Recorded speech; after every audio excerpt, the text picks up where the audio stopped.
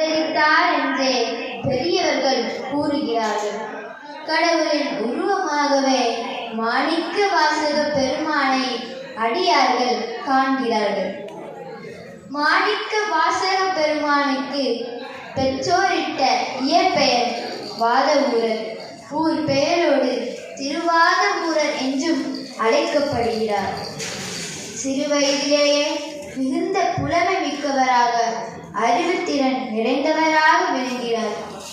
இவரது ஆற்றலை கேள்விப்பட்ட அப்போது ஆட்சி புரிந்த மன்னர் அரிமர்த்தன பாண்டியன் மாணிக்க வாசக பெருமானை தனது அரசவையில் முதல் மந்திரியாக அமர்த்தி கொண்டார்.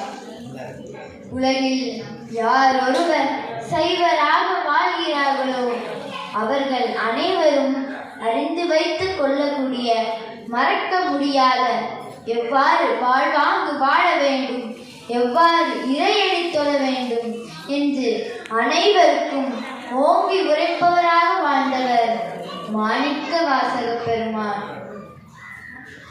பொற்பமைந்த அறவாரும் புரிசடையார் தமையல்லார், சொற்பதங்கள் வாய்த்திரவார் தொண்டு நெறி தலை நின்ற பெற்றினில் மெய்யடிமை உடையாராம் பெரும் புலவர் மற்றவர் தம் பெருமையார் அறிந்துரைக்க வல்லார்கள் என்கிறார் சேக்கிழார் பெருமான்.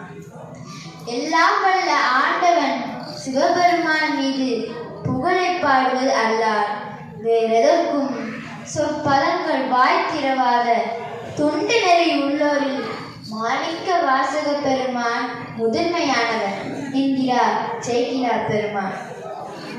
நாம் கோவிலுக்கு செல்லும் போது இறைவன் நடராஜ மூர்த்தியை பார்த்துள்ளோம், தரிசித்துள்ளோம். நடராஜருடைய இடது பக்கத்தில் சிவகாமி அம்மாள் இருப்பார்கள். வலது பக்கத்தில் இருப்பவர் யார் என்றால் மாணிக்க வாசக பெருமான். 63 நாயன்மார்களும் இவர்கள் பின்னால் தான் வருவார்கள். இறை பக்தியால், இறை அருளால் முதல் மரியாதை இங்கு யாருக்கென்றால் மாணிக்க வாசக பெருமான். திருவாசகத்தை ஆங்கிலத்தில் மொழிபெயர்த்த ஜீவோ மாணிக்க வாசக பெருமானை பற்றி கூறுகிறார். உலக வரலாற்றிலேயே மாணிக்க வாசக பெருமானை விட புலமை, உழைப்பு, துன்பத்தை பொறுத்த பக்தி ஆகிய பண்புகளுடன் தன் மனதை கவர்ந்தவர் வேறு யாரும் இல்லை என்று குறிப்பிடுகிறார். ஒத்தாரும் உயர்ந்தாரும் தாழ்ந்தாரும் எவரும் ஒருமையுடராகி உலகியல் நடத்த வேண்டும். அதாவது இன்று நாம் காணும் சோசியலிச சமுதாயத்திற்கு வித்திட்டவர் அருட்பெருஞ்சோதி அருட்பெருஞ்சோதி